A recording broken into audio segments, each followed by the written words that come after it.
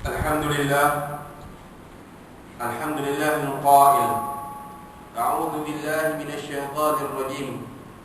Lan yanalallaha luhumuha wala dima'uha, walakin yanaluhu at-taqwa minkum. Kadzalika sakhkharaha lakum litukabbirullaha 'ala ma hadakum wa basyiril muhsinin.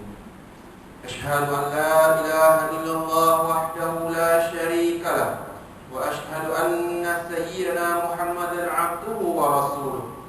Allahumma shalli wa sallim wa barik ala sayyidina Muhammad wa ala alihi wa ashabihi wa tabi'ina lahum bi ihsanin ila yaumiddin. Amma ba'd, fa ya ibadallah, ittaqullah, usikum wa iyaya bitaqwallah, faqad fazal muttaqun.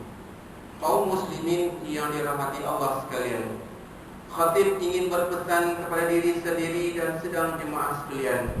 Marilah sama-sama kita bertakwa kepada Allah Subhanahu wa taala dengan sebenar-benar takwa, yakni dengan memelihara diri kita daripada melakukan dosa besar atau kecil yang boleh memudaratkan diri dan agama. Mimbar hari ini akan membicarakan khutbah yang bertajuk ibadah kurban, pahala dicari, dosa dihindari. Para tetamu Allah yang dikasihi sekalian, ibadah kurban sudah menjadi satu ibadah tahunan bagi umat Islam di seluruh dunia. Lebih istimewa di Malaysia pada hari ini, berbagai cara dan kaedah dilakukan oleh masyarakat awam dalam melaksanakan ibadah kurban sebagai tanda syukur kepada Allah Subhanahu wa taala di atas segala nikmat kurniaannya. Sedang jemaat yang dimuliakan Allah, perintah melaksanakan ibadah kurban ini telah Allah firmankan dalam ayat kedua surah Al-Kautsar. Bismillahirrahmanirrahim. Fashalli li rabbika wanhar. Sadaqallahul azim. Maksudnya, oleh itu kerjakanlah sembahyang kepada Tuhanmu semata-mata dan sembelihlah kurban. Menurut pandangan jumhur ulama, hukum melaksanakan ibadah kurban adalah sunat muakkad bagi mereka yang berkemampuan. Sebaik-baiknya waktu penyembelihan bermula setelah menunaikan solat sunat Aidul Adha sehingga terbenam matahari pada hari tasyrik, yaitu 13 Zulhijjah. Binatang yang boleh dikorbankan hanyalah haiwan ternakan seperti unta, lembu, kerbau dan kambing. Sidang jemaat yang dimuliakan Allah, Islam mensyariatkan ibadah kurban sebagai salah satu cara mendekatkan diri kepada Allah Subhanahu wa taala. Ia juga lambang kehambaan dan tanda kerendahan hati kita terhadap setiap perintah Allah. Malah Rasulullah sallallahu alaihi wasallam amat menyukai ibadah kurban. Seperti mana sabda baginda sallallahu alaihi wasallam, "Ma 'amila ada'in min 'amali yawman nah ahabba ila Allah min ikhraqid dam. Innahu la ya'ti yawmal qiyamati bi quruniha wa ash'ariha wa adlafiha wa inna ad-dama la yaqa'u min Allah bi makan qabla an yaqa'a min al-ard fa yatibu biha nafsan." Maksudnya, tidak ada amalan yang dilakukan oleh manusia pada hari raya kurban yang lebih disukai Allah Subhanahu wa taala daripada mengalirkan darah, yakni menyembelih kurban.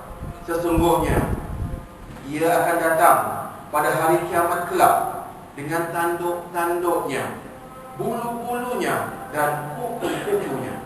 Sesungguhnya darah binatang kurban itu mendapat kedudukan yang tinggi di sisi Allah sebelum ia jatuh ke tanah. Maka ikhlaskanlah hati kita ketika berkorban. Sidang jemaat yang dirahmati Allah, antara hikmah ibadah kurban, ia dapat mendidik jiwa kita ke arah kebaikan.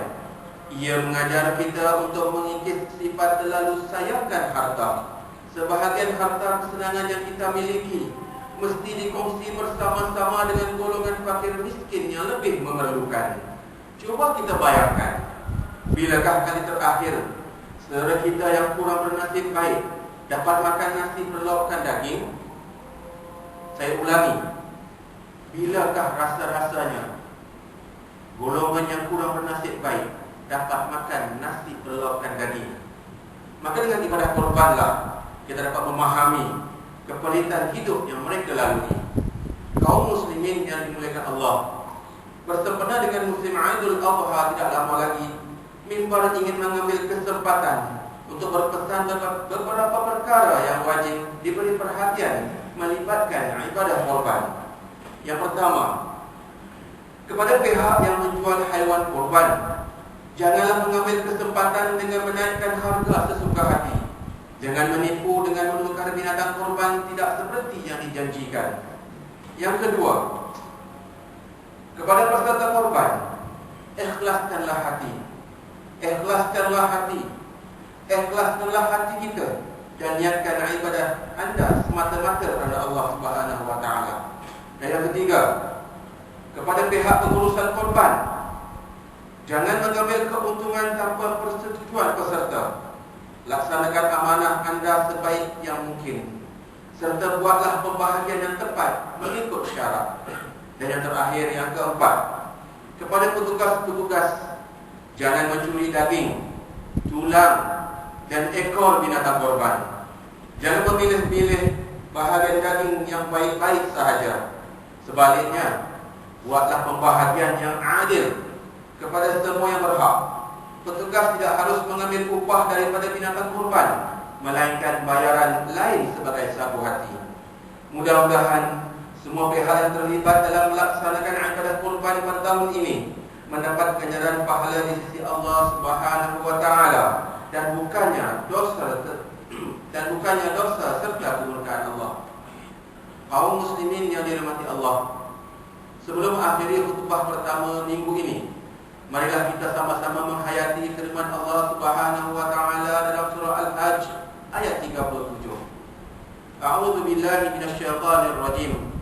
Lan yanalallaha luhumuha wala dima'uha, walakin yanaluhu at-taqwa minkum. Kadzalika sakhkharaha lakum litukabbirullaha 'ala ma hadakum wa basyiril muhsinin. Sadaqallahul 'azim. Maksudnya, daging dan darah binatang korban itu tidak sekali-kali sampai kepada Allah, tetapi yang sampai kepadanya ialah amal ikhlas kamu yang berdasarkan takwa. Demikianlah Dia memudahkan binatang-binatang itu bagi kamu supaya kamu membesarkan Allah kerana mendapat nikmat petunjuknya. Dan berilah berita gembira kepada orang-orang yang berusaha supaya baik amalannya. Barakallahu li wa lakum bil Qur'anil 'azim wa nafa'ani wa iyyakum bima fihi minal ayati wa dzikril hakim wa taqabbala minni wa minkum tilawata innahu huwas samiul 'alim. Aqulu qawli hadza wa astaghfirullahal 'azim li wa lakum wa lisa'iril muslimina wal muslimat wal mu'minina wal mu'minat al ahya minkum wal amwat fastaghfiruhu innahu huwal ghafurur rahim.